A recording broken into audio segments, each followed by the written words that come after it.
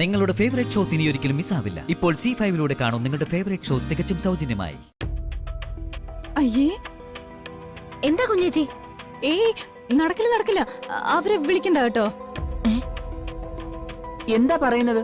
ഏട്ടനും വലിയച്ഛനും വലിയ തിരക്കില്ല. നിങ്ങൾ പൊക്കോ എന്ന് പറഞ്ഞ എങ്ങനെയാ? ഞങ്ങൾക്ക് വിവരങ്ങൾ അറിഞ്ഞേ പറ്റൂ. അത് ഞാൻ പറയാം.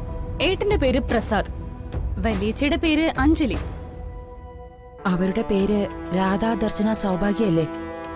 ഈ പെമ്പിള്ളേര് അവരല്ല. വെറുതെ ഇവിടെ നിന്ന് സമയം കളയണോ? വേണ്ട, പോയേക്കാം.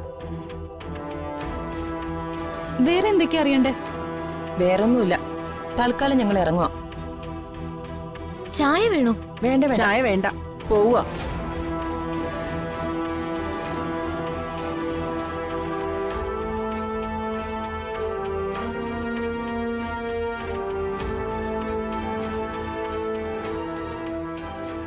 എന്നാലും നിങ്ങൾ എന്താടാ പിള്ളേരെ പ്രസാദനെ വിളിക്കാത്തത്? അത് പിന്നെ എല്ലാരും വാ, ഒരു കാഴ്ച കാണിച്ചു തരാം. വാ.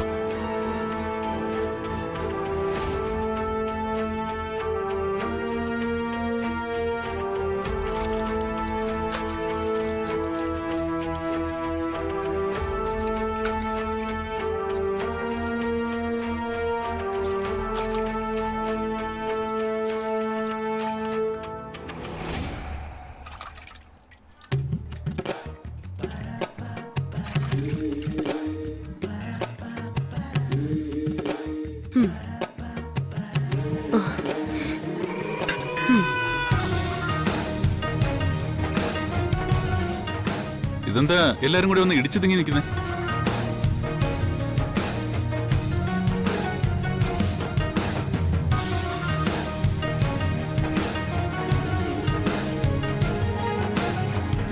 എന്താ ആരതി കാര്യം പറ.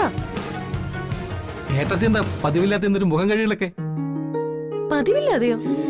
മുഖം കഴുകുന്നതിന് എന്താ കുഴപ്പം? എന്തോ കുഴപ്പമുണ്ടായിട്ടാണല്ലോ ഈ മുഖം കഴുകല്, അല്ലേ വലിയേട്ടാ? എന്താണ് എല്ലാത്തിനോടും ഒരുമിച്ച് ഉച്ചക്കറുകളയ്യ? പുഷ്പൻ ചേട്ടാ, നിങ്ങൾ ഈ പ്രായത്തിൽ കൂത്തു വിളിക്കാൻ നടക്കുന്നയാ എനിക്ക് മനസ്സിലാവാത്ത. യവന്മാർ രണ്ടും കൂടി എന്തോ കാഴ്ച കാണിച്ചു തരാന്ന് പറഞ്ഞു വിളിച്ചപ്പോ ഞാൻ വന്നേ ഉള്ളൂ. എന്ത് കാഴ്ചയാണ് ഇവിടെ ഉള്ളത്? തേങ്ങ പൊതിച്ചാണോ? അങ്ങനെയൊക്കെ ചോദിച്ചാ ഏട്ടൻ അറിയാത്തതുപോലെ. കാര്യമൊക്കെ ശരി, നിങ്ങൾ കല്യാണം കഴിച്ചവരാ. എന്നാലും ചില കാര്യങ്ങളില് ഇത്തിരി പ്രൈവസി ഒക്കെ ആവാന്നാ എന്റെ ഒരു അഭിപ്രായം. എന്തൊക്കെയാടാ ഈ പറയുന്നേ? ഞാനും അഞ്ജലി കൂടി ഈ തേങ്ങ പൊതിച്ച് അടക്കിയതാണോ വലിയ പ്രൈവസി ആവശ്യമുള്ള കാര്യം? ഏട്ടൻ എങ്ങനെ തടിയൂരണ്ടെന്ന് നോക്കണ്ട. ഇത്രയും റൊമാൻസ് ഉള്ളിലുണ്ടായിരുന്നു ഇപ്പോഴല്ലേ മനസ്സിലായത്. മുരളി, നീ എന്റെ കയ്യിൽ നിന്ന് വാങ്ങിക്കേ. കാര്യം എന്താണെന്ന് വെച്ചാൽ തെളിച്ചു പറയടാ, ചുമ്മാ അടുത്ത് നാവിട്ടലിക്കാതെ. ഇപ്പൊ കുറ്റം മുഴുവൻ എനിക്കായോ? അങ്ങോട്ട് പറഞ്ഞു കൊടുക്കരി, നമ്മൾ കണ്ട കാര്യം എന്താണെന്ന്. ഞാൻ പറയും. സത്യം പറയാൻ ആരെയും പേടിക്കേണ്ടെന്ന് വലിയേട്ടൻ തന്നെയല്ലേ പറയാറ്. ഞാൻ മുമ്പേ വന്ന് നോക്കിയപ്പോ ഉണ്ടല്ലോ, ഈ ഏട്ടൻ ഏട്ടത്തിയെ ഉമ്മ വെക്കുമായിരുന്നു.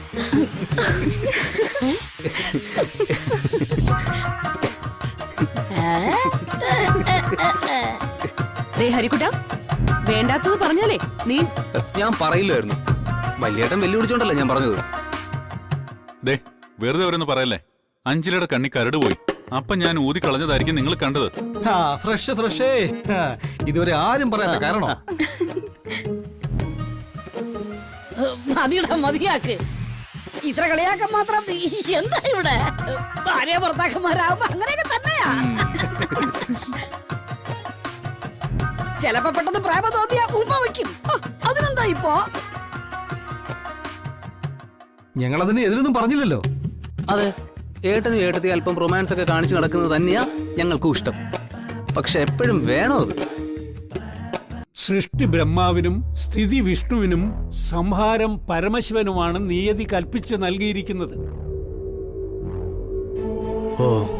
മഹാദേവൻ പക്ഷേ സംഹാരത്തിന്റെ മാത്രം നാഥനല്ല എന്ന് വേണം നമ്മൾ മനസ്സിലാക്കാൻ. അവിരാമമായ പ്രണയത്തിന്റെ നായകൻ കൂടിയാണ് അദ്ദേഹം. നരനും നാരിയുമായ അർദ്ധനാരീശ്വരനായ പരമശിവനെ പ്രീതിപ്പെടുത്തിയാൽ മാത്രമേ ഇദ്ദേഹത്തിന്റെ കാര്യത്തിലുള്ള 2 തടസ്സങ്ങളും മാറിക്കിട്ടൂ. ഒപ്പം ആയുർബലം വർദ്ധിക്കുകയും പ്രണയസാഫല്യം നടക്കുകയും ചെയ്യും. ഈ പൂജയും വഴിപാടും ഒന്നും നടത്താത്ത മനുഷ്യർക്കൊന്നും പ്രണയ സാഫല്യം സാധ്യമല്ലേ തിരുമേനി? അവരുടെയൊക്കെ ആയുസ് പെട്ടെന്ന് അങ്ങ് തീർന്നു പോവോ? ഇല്ലല്ലോ. പിന്നെ എന്താ പ്രശ്നം? എല്ലാവരും ഒരേ രാശിയിലും ഗ്രഹനിലയിലും ജാതകത്തിലും അല്ലല്ലോ ജനിക്കുന്നതും ജീവിക്കുന്നതും.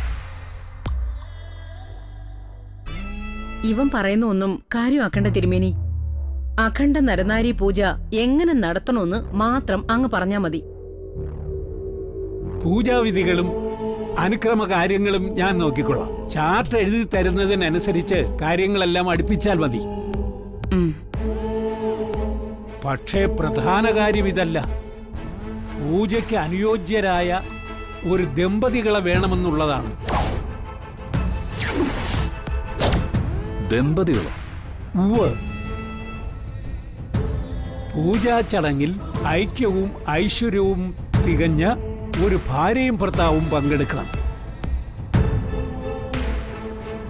ദക്ഷിണ സ്വീകരിച്ച് യജമാനനും യജമാന പത്നിയുമായിരുന്ന് അനുഗ്രഹം നൽകണം. എങ്കിലേ പൂജ ഫലപ്രാപ്തി ഉണ്ടാക്കൂ. അയ്യോ, ഇവിടെ പക്ഷേ ഞങ്ങൾക്ക് ആൾക്കാരെ പരിചയക്കുറവുണ്ട് തിരുമേനി. യോജിക്കുന്ന ദമ്പതികളെ കൊണ്ടുവരാൻ ബുദ്ധിമുട്ടേണ്ടി വരുമെന്ന് ഉറപ്പാ. ക്ഷമിക്കണം ഭവാനിയമ്മേ. പൂജാവിധികളിൽ ഏറ്റക്കുറച്ചിലുകൾ ഉണ്ടായാൽ ഫലപ്രാപ്തിയിലും അത് ദൃശ്യമാകും. മറിച്ച് സമസ്ത പൊരുത്തവും തികഞ്ഞ ദമ്പതിമാർ വന്ന് അനുഗ്രഹിച്ചാൽ മാത്രമേ നിങ്ങളുടെ മകന്റെ എല്ലാ ദോഷവും നീങ്ങൂ. അതേ എനിക്ക് പറയാനുള്ളൂ. അത്ര തന്നെ. കേട്ടു, മനസ്സിലായി. മേഘനാഥ, എന്താ ഇതില് നിന്റെ അഭിപ്രായം? എന്റെ അമ്മേ, ഇതൊന്നും നടപടിയുള്ള കാര്യമല്ല. മറ്റെന്തെങ്കിലും മാർഗം നോക്കാം നമുക്ക്. മറ്റെന്തു മാർഗമുണ്ട് മേഘനാഥ? ഈശ്വരനെ തൃപ്തിപ്പെടുത്താൻ നിങ്ങളുടെ പക്കൽ? അതെന്ത് വേണോന്ന് ആലോചിച്ച് ഞാൻ തന്നെ കണ്ടുപിടിച്ചോളാം. പ്രാർത്ഥനയ്ക്കും പൂജയ്ക്കും നേടിത്തരാവുന്ന ഈശ്വരാനുഗ്രഹം എന്തുമാത്രമാണെന്ന് പറയാതെ തന്നെ മനസ്സിലാക്കുന്നതാണ് ഉത്തമം. എന്റെ കാര്യം ഞാൻ പറഞ്ഞു കഴിഞ്ഞു. ദക്ഷിണ നൽകി ഇദ്ദേഹത്തെ മടക്കി അയക്ക.